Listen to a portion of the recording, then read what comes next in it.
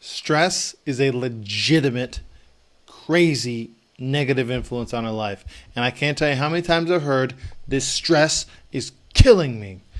And if you're aware of the work of the hypnotherapist Marissa Peer, you'll know that in her experience, the more people actually say stuff, even as crazy as that, such as, gosh, I'm so sick of this job. I wish I had more time to myself. Or, I hate this job. I hate being here.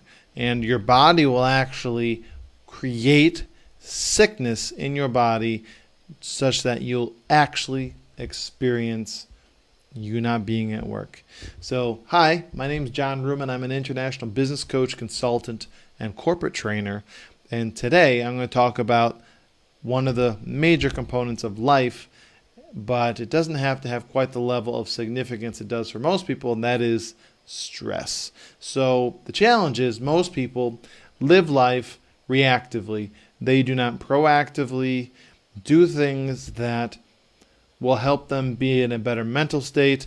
Their focus may be on things that they don't want. They talk to themselves in a negative way, and they don't understand that there are actual techniques and things that they can directly do that will change the way they feel almost not instantly, but quickly. So stop living. I would encourage people to stop living in victimhood, to take a little more responsibility, to take action towards whatever stress you're living in, because we all experience stress, but it's important to understand that you experiencing stress is an option. It doesn't have to be that way. You could easily say, and I'm sure you could imagine a situation that someone is deeply stressed and then someone else would completely have it brush off their shoulder as if it was a non-existent issue. What's the differentiation? Well, I'm sure you're familiar with the term taking it on.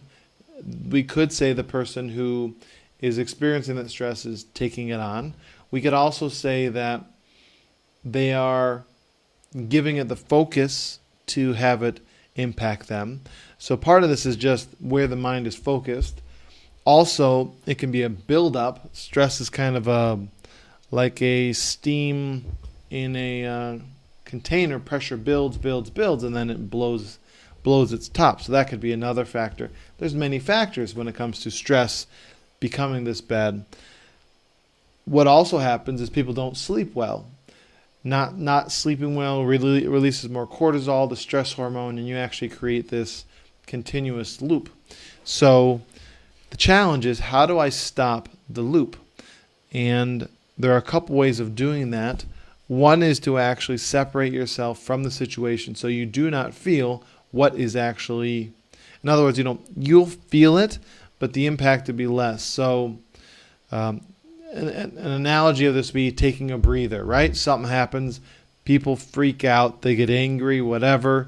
You step away from the situation. It's not rocket science, but sometimes you just got to hear the basics, right? So you step away from the situation.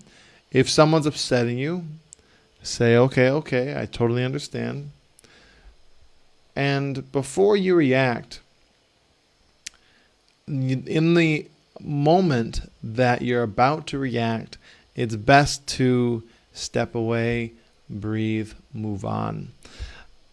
Come back with a fresh head on your shoulders when your mind is clear, when you don't have emotions flowing through you like a raging river, and you're able to now tell that person how you feel in a way that is constructive and allows you also to have an understanding of their perspective. The world is not about you being right, and it's very often a case of many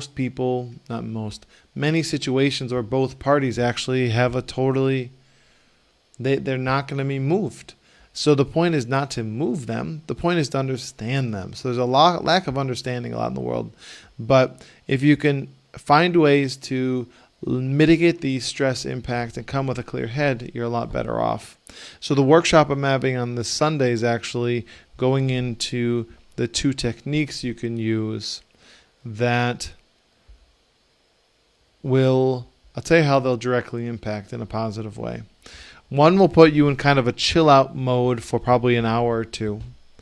And when things happen, you'll just won't be super freaking out. It puts you in a deep alpha state, which is a brainwave state of very, very calm, like the deep meditators go into deep alpha. And then, so that'll be what that teaches. And then also, it will enable you to be focused. I often suggest it as a sleeping tool.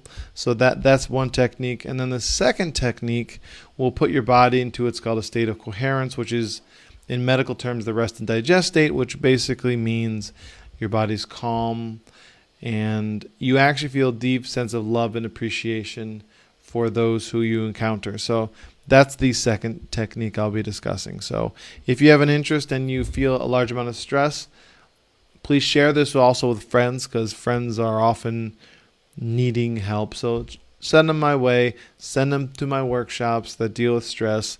They can also meet with me one-on-one for coaching, and I'm happy to help them. But have them address it, because it can become worse and worse and not help them in a positive way. All the best to you.